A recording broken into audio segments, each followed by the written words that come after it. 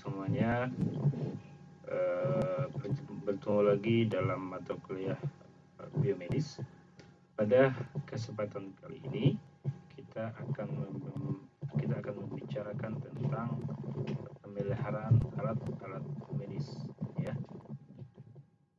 Alat-alat medis ini kalau kita lihat dalam istilah bahasa Inggris itu disebut sebagai medical instruments.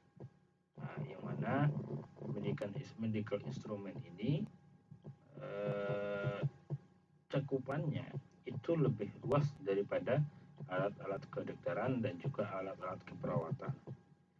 Yang intinya alat kedokteran dan juga alat keperawatan itu adalah bagian daripada alat medis. Makanya dalam istilah bahasa Indonesia, alat medis ini juga disebut sebagai alat kesehatan atau disingkat sebagai ALKES, ya. Disingkat sebagai alat kesehatan atau disebut juga sebagai ALKES. Ya, tunggu sebentar, saya perbesar. Oke, disebut sebagai ALKES. Yang mana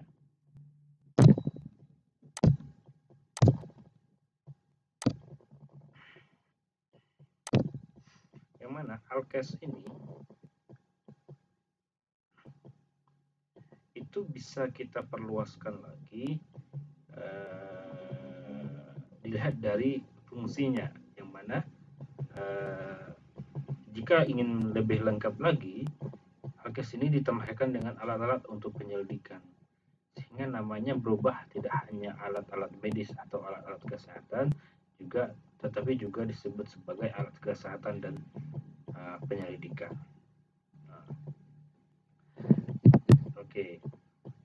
Sekarang kita coba lihat definisi daripada alat kesehatan itu sendiri.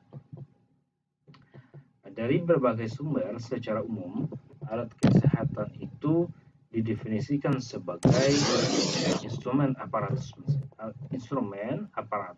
Aparatus ini sama dengan juga alat-alat, mesin, implan yang digunakan untuk mencegah, mendiagnosa, menyembuhkan dan meringankan penyakit, merawat orang sakit serta memulihkan kesehatan pada manusia dan atau membentuk struktur dan memperbaiki fungsi tubuh. Kalau kita lihat di pasal 220 di Peraturan Menteri Kesehatan RI nomor 220, ya, tentang alat kesehatan, itu disebutkan bahwa definisi dari alat kesehatan itu adalah suatu barang, instrumen, dan juga alat-alat yang termasuk tiap komponen, bagian atau perlengkapan yang diproduksi, dijual atau dimaksud untuk digunakan dalam. Jadi fungsinya ada beberapa. Satu, pemeliharaan dan perawatan kesehatan, diagnosa, penyembuhan, peringanan, pencegahan kelainan keadaan badan dan gejala pada manusia. Yang kedua, digunakan sebagai pemulihan, perbaikan dan juga perubahan suatu fungsi tubuh, khususnya pada manusia. Selanjutnya juga digunakan untuk mendukung atau sebagai alat untuk mendukung dan juga mempertahankan hidup. Dan alat kesehatan itu juga digunakan sebagai atau dapat memberikan informasi, ya, dengan tujuan medis atau disebut sebagai diagnosa. Ya, itu adalah definisi secara umum. Ini adalah gambar salah satu contoh alat kesehatan, ya. Alat kesehatan. Kalian semua pasti sudah tahu apa nama alat ini dan juga fungsinya. Oke, selanjutnya kita lihat bagaimana penggolongan dari alat kesehatan itu sendiri, ya. Dilihat dari penggolongannya seperti apa. Kalau dilihat dari penggolongan alat kesehatan, itu ada dibagikan atau dikelompokkan menjadi beberapa fungsi. Kalau dilihat dari berdasarkan fungsinya, ada disebut sebagai alat medis dan juga ada disebut sebagai alat ada juga alat medis dan juga alat non medis. Apa alat medis? Alat medis adalah alat dengan tujuan digunakan memang khusus spesialis yang berhubungan dengan medis. Ya, contohnya adalah instrumen atau perlengkapan seperti X-ray, MRI, USG. Itu disebut sebagai alat medis. Pispot itu disebut juga sebagai alat medis. Sedangkan peralatan non medis adalah peralatan di luar dari alat yang khusus digunakan dalam dunia medis, tetapi mendukung dunia medis. Misalkan adalah yang berhubungan dengan keperluan cucian alat-alat kesehatan. Nah, itu kan bukan non medis, tetapi mendukung daripada alat medis. Atau generator untuk yang mendukung alat penerangan yang berfungsi untuk generator listrik dan sebagainya. Bukan alat medis tetapi mendukung alat medis, makanya disebut sebagai alat non medis. Selanjutnya ada lagi yang disebut sebagai dilihat berdasarkan sifat pemakaiannya. Berdasarkan sifat pemakaiannya ada disebut sebagai barang habis pakai atau alat habis pakai, ada yang terus menerus digunakan. Apa contoh alat kesehatan yang habis pakai? Misalkan plaster kain kasa, kapas itu habis pakai. Sedangkan peralatan yang digunakan terus menerus itu seperti termometer, tersimeter, pispot, urinal, dan masih banyak lagi alat-alat yang digunakan yang secara terus-menerus yang bukan habis pakai. Jika lihat dari kegunaannya, ada pengulangan alat kesehatan itu ada disebut sebagai THT, alat yang khusus bagian THT, ada bagian upskin. Kalau tidak salah upskin itu adalah bagian kandungan, ada alat bedah, ada peralatan gigi, radiologi, bagian tulang dan sebagainya. Nah, itu dilihat dari kegunaannya, dan memang alat-alat dibedakan juga berdasarkan kegunaannya. Kalau dilihat dari bentuknya, ini lihat dari bentuknya ya. Kalau dilihat dari bentuknya memang kita tahu bahwa ada alat yang kecil, ya, misalkan jarum, ya, alat bedah itu kan kecil. Ada yang yang khusus perlengkapan rumah sakit seperti meja, autoclave, alat scan tubuh manusia, begitu kan? Ada alat laborat, dan juga ada alat radiologi, ya. Ada alat laborat dan juga alat radiologi. Kalau seperti alat-alat yang kecil dan yang umum digunakan seperti jarum dan juga film X-ray, itu juga merupakan bagian alat kecil. Sedangkan alat perlengkapan rumah sakit selain meja, autoclave, juga ada lampu operasi, sterilizer dan sebagainya. Itu merupakan bagian daripada pengulangan alat kesehatan dilihat dari bentuknya. Alat perlengkapan radiologi itu selain scanner itu seperti X-ray, MRI, CT, PET, dan juga ini coba kalian baca pada pertemuan sebelumnya yang berkaitan dengan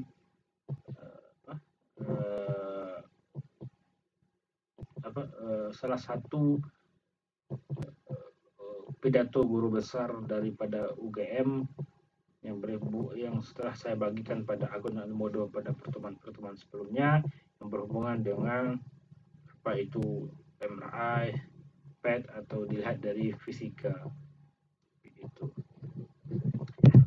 Oke, sekarang kita lihat bagaimana proses perawatan alat-alat kesehatan, ya. Pada intinya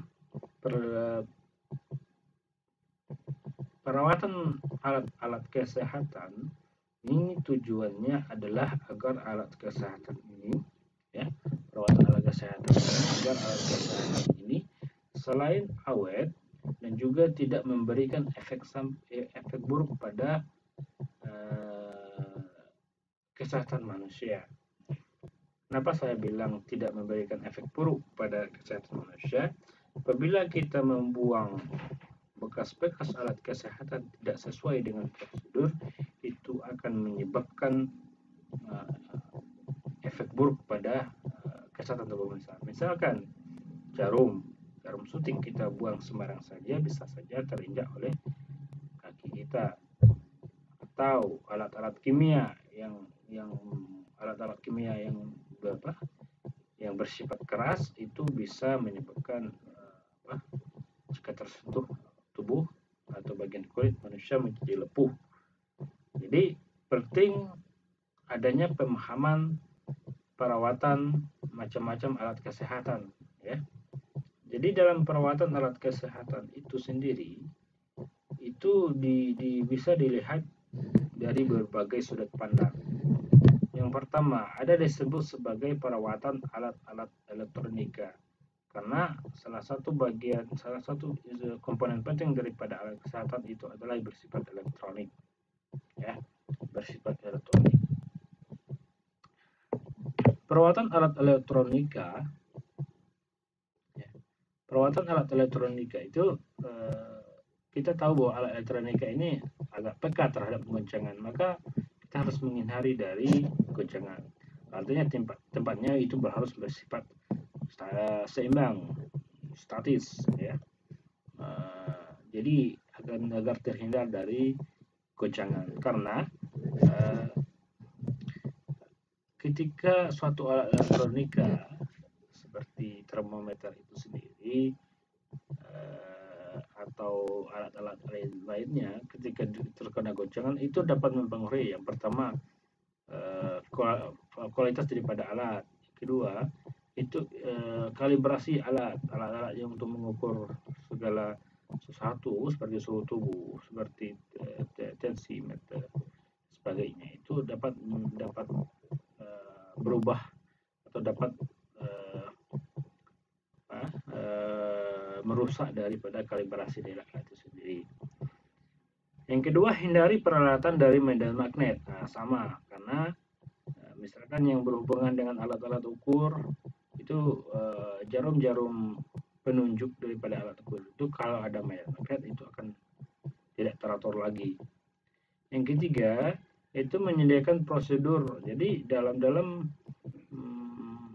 alat itu agar pengguna tidak sembarang dan tidak agar awet alatnya, maka perlu kita menyediakan prosedur penggunaan untuk menghindari terjadinya kesalahan penggunaan. Gitu, ya. Selanjutnya kalau kita lihat dari perawatan alat dari bahan baku logam, jadi yang tadi adalah elektronika. Kalau lihat dari bahan bakunya, misalkan alat logam, itu gimana cara perawatannya? Alat logam itu perawatannya harus harus disimpan pada tempat yang mempunyai temperatur tinggi dan lingkungan yang kering. Kalau perlu memakai bahan silikon sebagai penyerap uap air. Artinya tidak boleh lembab apalagi basah. Itu berhubungan dengan bahan logam, ya, karena dapat merusak alat. Yang kedua, sebelum disimpan, alat yang bersifat bahan baku logam harus bebas dari kotoran debu maupun air yang melekat. Kemudian diolesi dengan minyak oli. Ini agar juga menjauhi dari berbagai kerusakan yang terjadi pada alat. Ada lagi perawatan alat dari bahan baku gelas. Ini yang paling banyak yang digunakan. Karena yang bersifat gelas itu khususnya di bidang kimia, di bidang research, penyelidikan, itu sangat banyak digunakan yang digunakan gelas-gelas kimia atau disebut sebagai, kalau sering kami sebut sebagai gelas kimia. Perawatan gelas-gelas kimia ini ini sangat penting karena tidak hanya sifatnya yang mudah pecah, tetapi juga bahan yang ada di dalam alat yang berbahan baku gelas itu biasanya bersifat keras, yang apabila tersentuh oleh kulit itu sangat membahayakan. Karena itu kita harus menghindari zat-zat itu untuk dibuang tidak sesuai dengan prosedur yang seharusnya. Alat-alat dari bahan baku gelas ini ada beberapa prosedur yang dapat kita lakukan agar alat tersebut awet.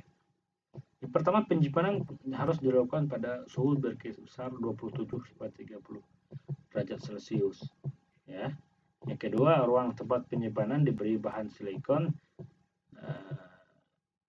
Gunakan juga alkohol, aseton, kapas sikat halus, dan pompa untuk membersihkan debu dari permukaan kaca gelas. Selanjutnya, pada waktu memanaskan tabung reaksi, hendaknya ditempatkan di atas kawat kasa. Ada namanya kan kawat kasa. Nah, coba searching di internet bagaimana bentuk daripada kawat kasa itu sendiri. Selain itu, sebaiknya hindari melakukan pemanasan langsung pada kaca, karena kadang-kadang kita tidak tahu bahwa bahan kacanya itu terbuat dari apa. Kalau terbuat dari Pyrex, ini tidak apa-apa karena sifatnya tahan. Ya.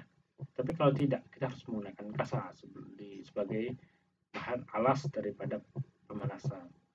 Gelas yang akan dipanas atau direbus, hendaknya jangan dimasukkan langsung ke dalam air yang sedang mendidih, karena dapat menyebabkan gelas kaca itu pecah karena perbedaan suhu tadi yang mengejutkan sehingga menyebabkan dia pecah.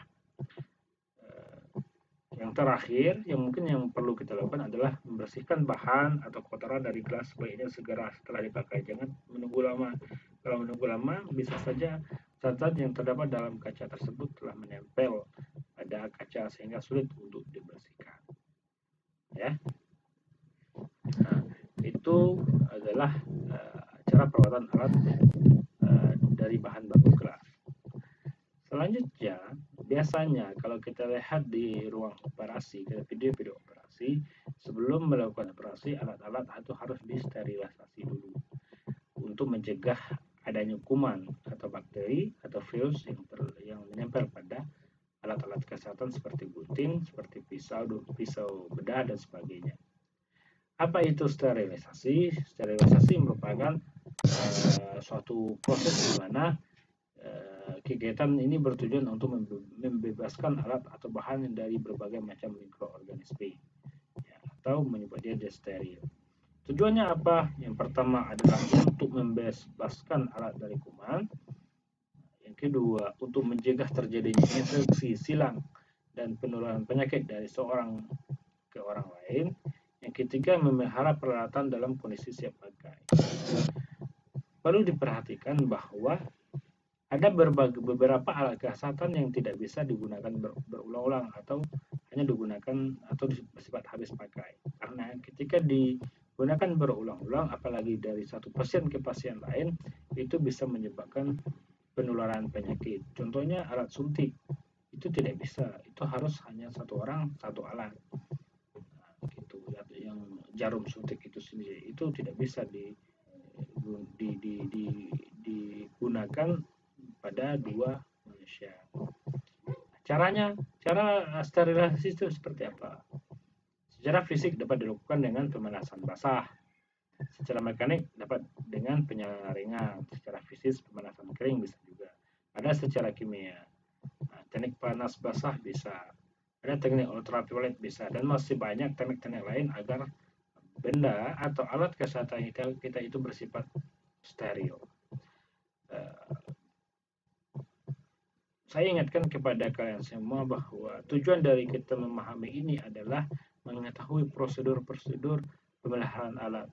Karena pemeliharaan alat itu sangat penting agar alat kesehatan itu selain awet juga tidak membahayakan bagi tubuh manusia.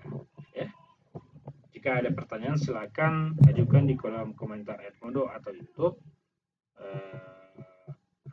Terima kasih untuk pertemuan kali ini. Saya tutup dengan